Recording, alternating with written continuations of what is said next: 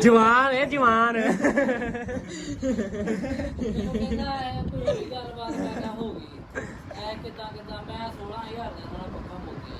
ਕਿੰਨਾ ਨਾਲ ਲਿਓ ਕਰਦਾ ਹੈ ਮੁਬਸ਼ਰ ਨਾਲ ਅੱਛਾ ਇਹਦਾ ਤਾਂ ਪਤਾ ਹੀ ਨਹੀਂ ਸੀ ਨਾਲ ਮੁਬਸ਼ਰ ਦਾ ਹੀ ਪਤਾ ਹੈ ਵੀ ਨਾਲ ਆਹੋ ਮੈਨੂੰ ਪਾਪਾ ਨੇ ਕਿਹਾ ਤੂੰ ਨਾਲ ਜਾ। ਹਾਂਜੀ ਗੱਲ ਕਰ ਪਤਾ ਤੇ ਉਹਦੇ ਰਾਹ ਤੇ ਤੂੰ ਕਹਿੰਦਾ ਵੀ ਚੁੱਪ ਕਰ ਮੇਰਾ ਨਾ ਪਤਾ ਲੱਗੇ ਨਾਲ ਪਾਪਾ ਨੇ ਨਹੀਂ ਇਹਨੂੰ ਕਿਹਾ ਕਿ ਨਾ ਆ। ਮੈਂ ਹੁਣ ਗੱਲ ਕਰਾ ਦਾਂ।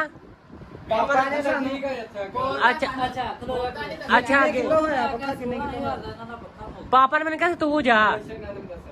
ਨਹੀਂ ਕੱਲੇ ਮੁਬਸ਼ਰ ਨਾਲ ਅੱਛਾ ਮੁਰਸ਼ਦ ਇਹਦਾ ਤਾਂ ਪਤਾ ਹੀ ਨਹੀਂ ਨਾ ਵੀ ਮੈਂ ਤਾਂ ਨਾਲ ਇੱਕ ਹੈਗਾ। ਗੱਲ ਹੀ ਨਹੀਂ ਹੋਈ ਸੀ ਕਿ ਉੱਥੇ ਬਹਿ ਕੇ ਗੱਲ ਕਰਾਂਗੇ। ਅੱਛਾ। ਇਹਨੇ ਮੁੱਕੀ ਦਾ 15 ਦੀ ਮੁੱਕੀ ਦਾ ਮੋਟਰਸਾਈਕਲ ਦਾ ਫੋਨ ਆਇਆ ਤੇਰਾ ਬੁੜਾ ਦਾ ਉਹ ਤਾਂ ਪਾਪਾ ਨੇ ਕਿਹਾ ਨਾ ਅਸੀਂ ਹਾਂ, ਕਿਹਾ ਆਇਆ। ਉੱਥੇ ਜਾ ਕੇ ਕਰ ਲੈਣੇ ਵੀ ਗੱਲ ਹੋਈ। ਅੱਛਾ। ਰਾਤ ਮੁੜ ਕੇ ਮੈਂ ਆਖਿਆ 16000 ਦਾ ਮੁੱਕ ਗਿਆ ਹਾਂ। ਉਹਨੇ ਆਖਿਆ ਠੀਕ ਆ ਮੁੱਕ ਗਿਆ ਹਾਂਜੀ ਅਸੀਂ ਕਿਹਾ 16 ਉਹਨੇ ਨਾਲ ਇਹ ਵੀ ਆਖੀ ਕਿ ਉਹਨੇ ਤੇਰੇ ਵਾਲੀ ਗੱਲ ਕੀਤੀ ਤੇਰੇ ਵਾਲੀ ਨਹੀਂ ਉਹਨੇ ਕੀਤੀ ਮੈਂ ਉਹ ਤੁਸੀਂ ਕੀਤੀ ਅਸੀਂ ਰੌਲਾ ਤਾਂ ਪਿਆ ਨਹੀਂ ਨਾ